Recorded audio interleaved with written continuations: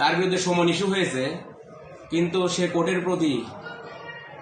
কোর্টের আদেশ অবমাননা করেছেন, বিধায় তার বিরুদ্ধে গ্রেপ্তারি পরোয়ানা ইস্যু হয়েছে। মুফতি আমিন আহমদের বিরুদ্ধে আমরা মামলা করেছিলাম আমি বাদী হয়ে।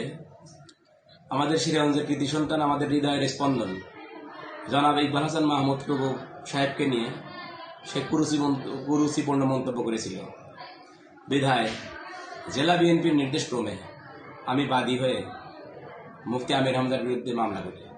সেই মামলায় যখন আমি ফাইল করি তখন তার বিরুদ্ধে সমন জারি হয়। সমন পাওয়ার পরেও সারা বাংলাদেশে এটা ব্যাপকভাবে আলোচিত মামলা, তারপরে আজকে উনি হাজির হন নাই। তেলের ভোগান্তিতে ক্লান্ত? এখনই কিনুন রাইডো, এক চার্জে চলুন 100 কিলোমিটার পর্যন্ত। বিধায় আজকের বিজ্ঞ আদালত, সদর আমলি আদালত তার বিরুদ্ধে গ্রেপ্তারের পরোয়ানা ইস্যু করেছে।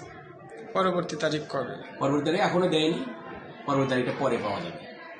তো আপনি জেলা বিএনপির কনসার্ন নিয়ে মামলা করেছেন, আপনি বাদী আপনার শুনানিতে কি বলেছিলেন আজকে? আমি আজকে শোনাতে বললাম, যেহেতু তার বিরুদ্ধে সমন ইস্যু হয়েছে, কিন্তু সে কোর্টের আদেশ অবমাননা করেছেন, বিধায় তার বিরুদ্ধে গ্রেপ্তারি পরোয়ানা ইস্যু হয়েছে। মাননীয় আদালত বললেন, যেহেতু সংসদ চলতেছে এই মুহূর্তে তাকে গ্রেপ্তার করা যাবে কিনা।